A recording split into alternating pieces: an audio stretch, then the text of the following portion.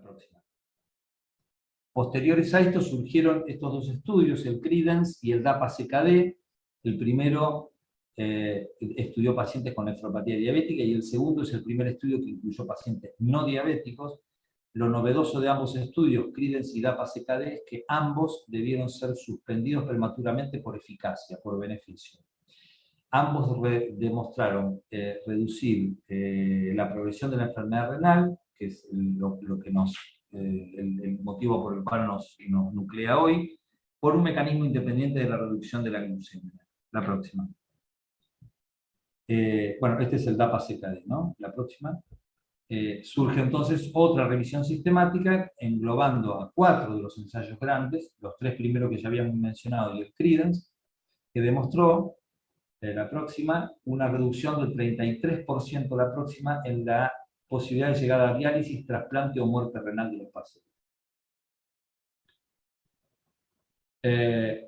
La próxima. La otra.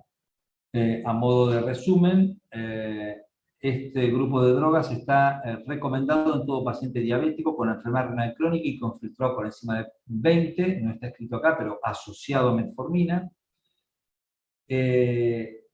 Debe uno tener la precaución cuando los utiliza por su mecanismo de acción de natriuresis, es cuidado cuando se usa concomitantemente con diuréticos por el riesgo de hipotensión y de hipoglucemia.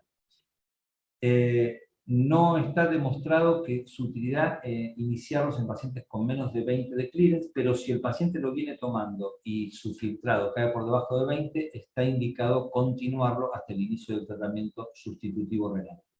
La próxima. ¿Dónde no aplica este grupo de drogas? No aplica en pacientes trasplantados renales, porque no hay estudios, no porque esté contraindicado, en pacientes con filtrado por debajo de 20, como decíamos, y en diabéticos tipo 1, excepto en algunos países europeos y en Japón, como pueden ver abajo, la tienen aprobada también para diabetes tipo 1. Uno de los efectos adversos de estas drogas, de las cuales se habló mucho, es la hipoglucemia, pero es muy rara observarla cuando se corrige la glucemia por el mecanismo de acción de glucosuria que tiene. La próxima. Este es un estudio que está corriendo actualmente, el EMPA-Kidney, que sus resultados seguramente van a estar a fines de este año, que estudia la empaglifosina 10 miligramos por día en pacientes con deterioro en el filtrado glomerular, con un filtrado entre 20 y 45, o más de 45, pero con una relación albúmina-creatinina por encima de 200.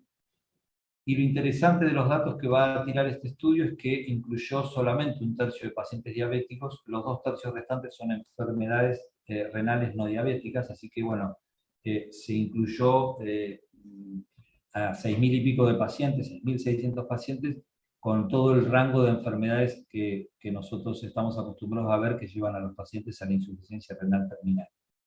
La próxima. La próxima es el grupo de drogas de antagonistas de receptor mineralocorticoides no esteroides. La próxima. Es un grupo de drogas, la más estudiada es la finerenona, aún no está en el país, y hay 2 estudios grandes y que han demostrado reducir el riesgo cardiovascular y la progresión de la enfermedad renal en pacientes con enfermedad renal estadio 1 a 4, que son el Fidelio y el Fígaro, uno publicado en New England del 2020, el otro en el año 2021 en la misma revista. La próxima. Existen 2 tipos de antagonistas de los receptores mineralocorticoides, los conocidos por todos, los esteroides, la espironolactona, la eplerenona, que tienen efecto antiproteinúrico, han demostrado sus bondades en la insuficiencia cardíaca congestiva, en la hipertensión refractaria y en el hiperaldosteronismo. El riesgo de hipercalemia existe, y lo mismo el riesgo de insuficiencia renal aguda, y un efecto adverso conocido por todos es la ginecomastia. Los no esteroides son más antiproteinúricos, son menos hipercalémicos y solo estarían indicados fundamentalmente en aquellos pacientes en donde las máximas dosis indicadas y toleradas de bloqueantes del sistema renina-angiotensina hacen que el paciente persista con albuminuria. En ese grupo de pacientes estarían indicados el uso de estas drogas. Y hay alguna hipótesis de que tienen un efecto beneficioso cuando se los adiciona a las gliflosinas, y para eso están corriendo algunos estudios que, bueno, seguramente van a dar respuesta a esta idea. La próxima. A modo de resumen, nuevamente, se recomiendan en pacientes diabéticos con enfermedad renal crónica y que tengan filtrado por encima de 25 y que tengan potasemia o albuminuria persistente a pesar de las drogas antiproteinúricas utilizadas por todos. Hay que tener en cuenta que existe un mecanismo fisiopatológico para justificar el uso de estas drogas, que es que los bloqueantes del sistema renina-angiotensina suprimen de manera incompleta la aldosterona, es lo que se denomina efecto escape de la aldosterona, y estas drogas, asociadas a los bloqueantes del sistema renina, permitirían el bloqueo completo con disminución de la albuminuria y de la fibrosis intersticial. Además que los antagonistas del receptor mineralocorticoide han demostrado en animales de experimentación tener efectos funcionales favorables digamos, en el funcionamiento del glomérulo y sobre todo en el funcionamiento del mesangio, disminuyendo la probabilidad de glomerulosclerosis. La próxima.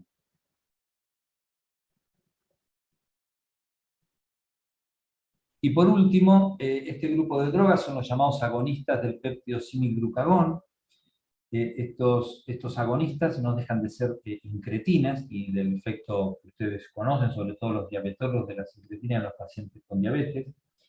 Existen también varios estudios, varios ensayos que han demostrado su utilidad, uno muy grande, cuya limitante es que fue un estudio retrospectivo de 30.000 pacientes, que comparó a este grupo de drogas con los inhibidores de la dipeptidilpeptidasa 4, que precisamente lo que hacen estos inhibidores es aumentar el nivel de incretinas, y demostró que los pacientes tratados con agonistas del péptido similglucagón tuvieron una menor mortalidad por todas las causas y menor mortalidad por sepsis e infecciones. La próxima.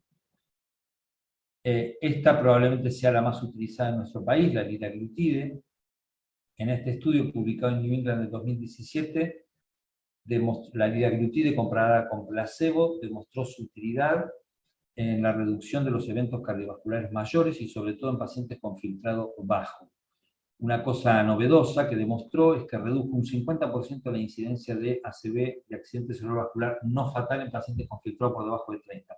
En estos grupos, en estos pacientes hubieron 220 que tuvieron filtrado entre 15 y 30 y de allí que se la aconseja incluso en pacientes con ese filtrado bajo. La próxima. Este es un estudio de la misma droga. Las drogas estas, los agonistas del péptido, solamente una se utiliza por vía oral, las demás son todas inyectables, se usan una vez por día, excepto esta que se llama F-peglenatide, que se utiliza una vez por semana. O sea, es una dosis, es una posología cómoda. Este estudio, publicado también hace poco, demostró que en pacientes diabéticos con enfermedad cardiovascular, incluyendo enfermedad renal crónica actual, reducía los eventos cardiovasculares mayores, incluyendo la mortalidad. Próxima. Estarían entonces recomendados en pacientes diabéticos tipo 2 con enfermedad renal crónica que no tengan un control adecuado de la glucemia, con metformina o con la asociación metformina-glifosina, o por ejemplo en aquellos pacientes que tienen contraindicación de las glifosinas. Uno de los efectos adversos de las glifosinas es la infección urinaria y sobre todo las infecciones micóticas.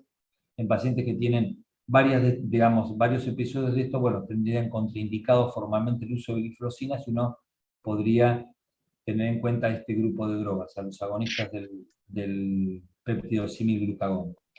Una cosa, un efecto interesante de este grupo de drogas es que al disminuir el vaciado gástrico favorecen la reducción de peso en pacientes obesos. Entonces, un grupo de pacientes que se beneficiarían de este grupo de drogas serían los diabéticos con enfermedad renal crónica y obesos.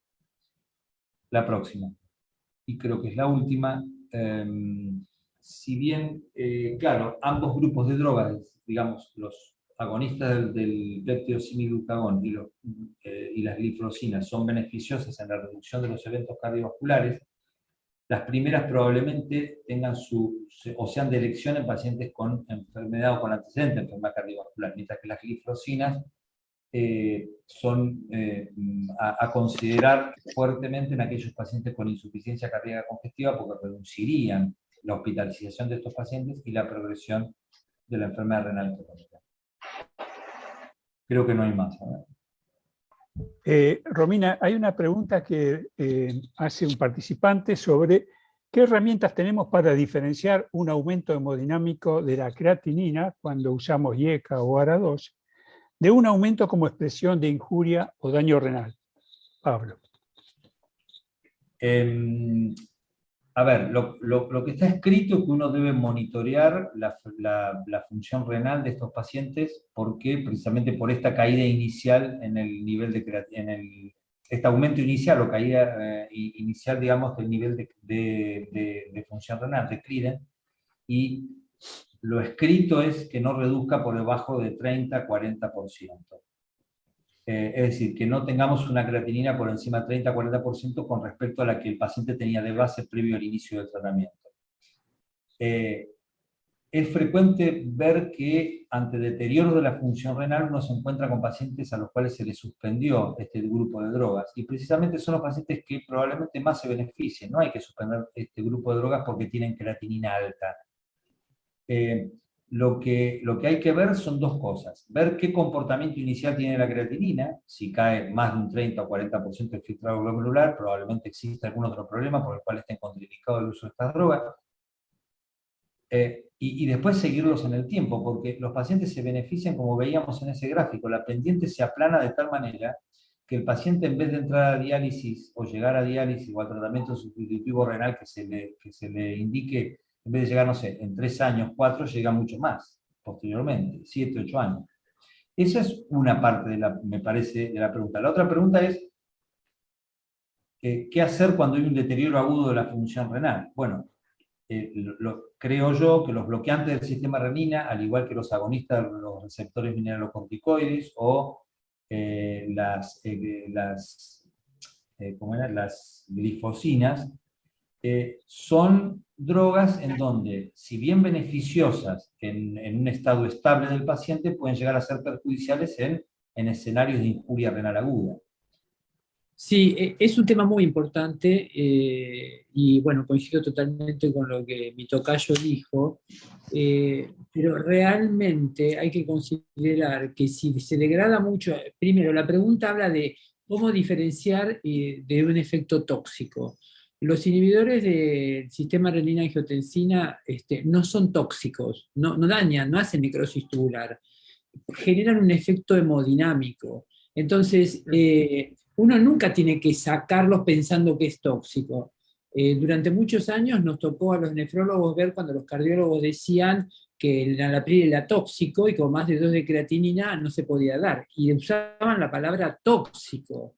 Y la verdad que no es tóxico. Lo que pasa es que se genera una corrección de la hiperfiltración del riñón remanente que hace que la función renal se reduzca, pero eso es lo que, como mostró Pablo, la pendiente de la curva se mejora porque se controla la hiperfiltración.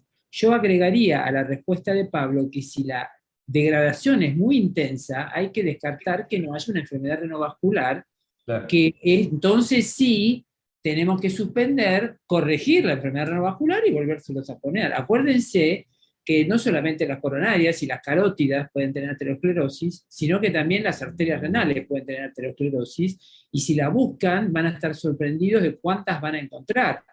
Entonces, lo digo porque es el ambiente propicio, este auditorio de clínicos, y bueno, por lo que dijeron clínicos, no hay que, es decir, si se degrada mucho, hay que buscar la causa hemodinámica de esa degradación.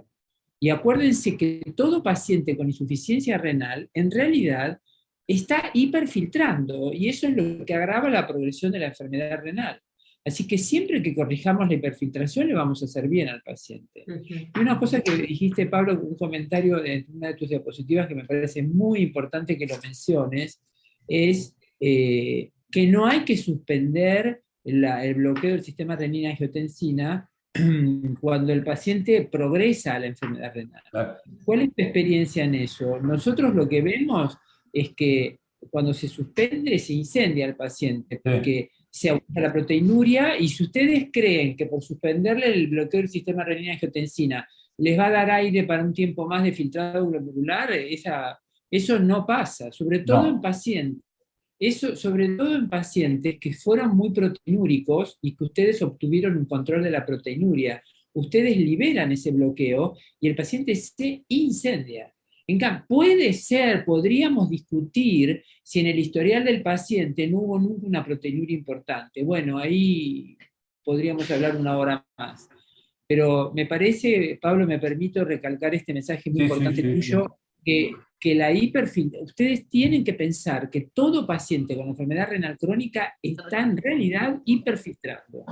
Y ustedes tienen que corregir la hiperfiltración ¿a costa de qué? Y de que le va a bajar, y el gráfico tuyo está perfecto, la pendiente baja, pero la pendiente de la curva cambia y llega mucho más tarde a la insuficiencia renal dialítica. Así que es un tema que hay que insistir, insistir, insistir, y todo lo que contribuye a la corrección de la hiperfiltración está bienvenido. Y creo que el rol de los SGLT2 es un mundo nuevo que aparece. Es un mundo nuevo, sí. Y que realmente tiene resultados muy, muy interesantes. Así que Sí. yo creo que hay que ponerlos en una línea muy inicial de los tratamientos, por los efectos cardioprotectores y nefroprotectores, ¿no?